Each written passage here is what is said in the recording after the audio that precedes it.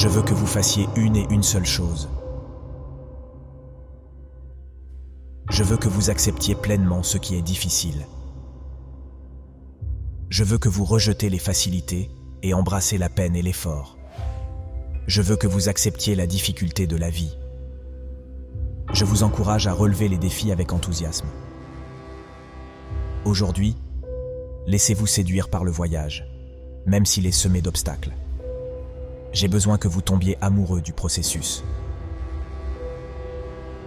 Il y aura beaucoup d'occasions de se décourager, de perdre sa passion, de se laisser emporter par les émotions et de penser que vous n'êtes pas fait pour ça, que vous n'êtes pas digne de ce qui vous arrive. Il y aura d'autres moments pour abandonner, mais aujourd'hui n'est pas le jour. Si vous voulez atteindre vos objectifs et accomplir votre destin, vous devez avoir une idée bien définie. Et peu importe les obstacles devant vous, vous ne perdrez jamais de vue votre destination. Si vous abandonnez après la première, la 5e ou la 30e fois, c'est que vous ne le vouliez pas assez. Il doit y avoir une chose pour laquelle vous croyez et pour laquelle vous êtes tellement acharné que vous n'êtes pas découragé par son aspect impossible. Des êtres humains comme vous ont cru qu'il était possible de créer quelque chose complètement absurde, qu'on appelle un avion qui va défier la gravité et parcourir des milliers de kilomètres. Pensez une seconde à combien il était absurde d'imaginer faire voler quelque chose qui va parcourir des continents et transporter des milliards de personnes partout sur la planète. Il doit y avoir une chose en laquelle vous croyez tellement que vous n'êtes pas découragé par le temps que cela prend. Vous n'abandonnez pas parce que les gens vous ont dit que ce n'est pas possible, que c'est irréalisable. Vous vous dites « J'y crois et je ne vais pas abandonner, ni aujourd'hui, ni demain. J'y crois vraiment et je ne vais pas accepter un non comme réponse. Je ne vais pas me contenter de la médiocrité. Je vais continuer à poursuivre ce qui me tient à cœur et me demander ce que je veux vraiment et l'écrire. » L'écriture entraîne la réflexion. La pensée crée une image et vous créez vos images. Vous construisez une vision dans votre esprit. Ce sont les visionnaires qui ont changé le monde. Pensez à cela. Steve Jobs disait que seuls ceux qui croient pouvoir changer le monde peuvent le changer. Tout commence par une croyance. Alors je vous demande, quelle est cette chose en laquelle vous croyez fort? Quel est le projet qui vous tient vraiment à cœur? Qu'est-ce qui pourrait vous donner la joie de vivre? Le corps a des limites. L'esprit, lui, n'en a pas. Vous pouvez, par votre esprit, visualiser tout ce que vous voulez, même les choses qui n'existent pas encore. Et vous pouvez leur donner vie. Tout commence dans la tête, tout part de là. Si vous n'êtes pas prêt mentalement, vous ne serez jamais vraiment prêt, physiquement. Et c'est là que la préparation commence. À quoi ressemblerait votre vie si vous vous projetiez dans l'avenir, si vous décidiez que vous n'allez jamais laisser vos peurs vous arrêter? Si vous vous lancez comme si rien n'était impossible pour vous. Vous devez, en dépit de vos doutes, de vos peurs, vous lancer comme si rien ne peut vous arrêter. Et vous savez ce qui va vous arriver en faisant ça? Vous allez développer en vous cette confiance inébranlable qui vous donnera tout ce que vous voulez. Vous allez nourrir cette partie de vous responsable du succès. Oui, on va commettre des erreurs. Bien sûr qu'il y aura plein d'obstacles sur le chemin. Évidemment que nous serons confrontés à plein de défis. Mais ne laissez jamais vos peurs vous dévorer. Ne laissez jamais vos doutes vous empêcher. Tous ceux qui ont réussi ont fait l'expérience de la peur et des doutes. Mais ils ont persisté malgré les peurs. Il faut échouer pour gagner. La route vers le succès n'est pas une route très claire. Elle est semée de plein d'obstacles. Et voici ce que font les gens qui réussissent. Ils développent une attitude telle que, même pendant les moments les plus durs, ils croient toujours qu'ils peuvent. Ils peuvent trébucher, tomber. Mais soyez-en sûrs, ils vont se relever. Une usine d'Andrew Carnegie a brûlé, et les gens ont cru que sa vie entière est foutue. Ils lui ont demandé « Qu'est-ce que vous allez faire maintenant, monsieur Carnegie ?» Il dit « Je vais commencer à reconstruire une autre usine dès demain. » Peu importe les difficultés que vous allez rencontrer sur le chemin, vous devez apprendre à vous relever à chaque fois. Tombez 10 fois, Relevez-vous 11 fois.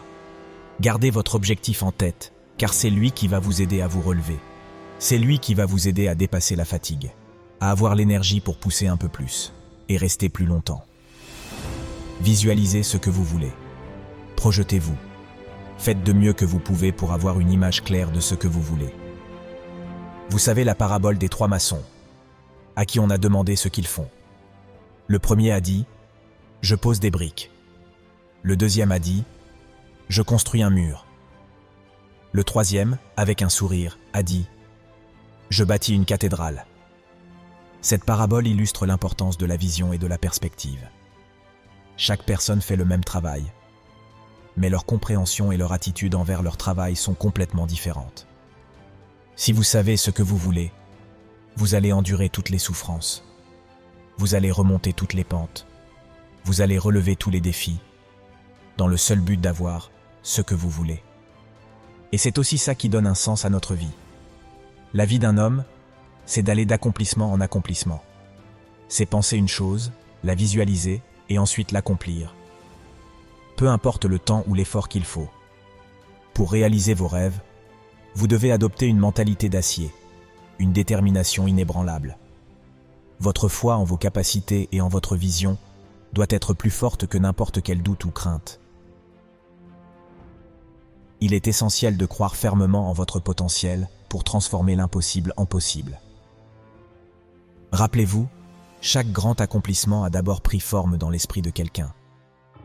Des gens comme vous, qui ont osé rêver grand, qui ont eu l'audace de poursuivre leurs rêves malgré les obstacles.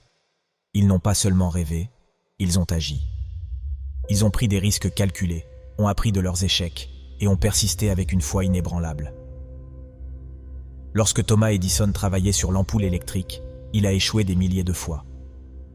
Quand on lui a demandé comment il se sentait après tant d'échecs, il a répondu qu'il n'avait pas échoué, mais qu'il avait découvert des milliers de façons qui ne fonctionnaient pas. La clé, c'est de ne jamais perdre de vue votre vision, même lorsque les choses se compliquent. Visualisez votre succès, ressentez-le comme s'il était déjà là, et agissez avec cette certitude en tête. Lorsque vous vous heurtez à un obstacle, rappelez-vous pourquoi vous avez commencé. Votre pourquoi est votre ancre, votre source d'énergie inépuisable. Et n'oubliez jamais que la réussite ne se mesure pas seulement à l'atteinte de l'objectif final, mais également au voyage que vous entreprenez pour y arriver.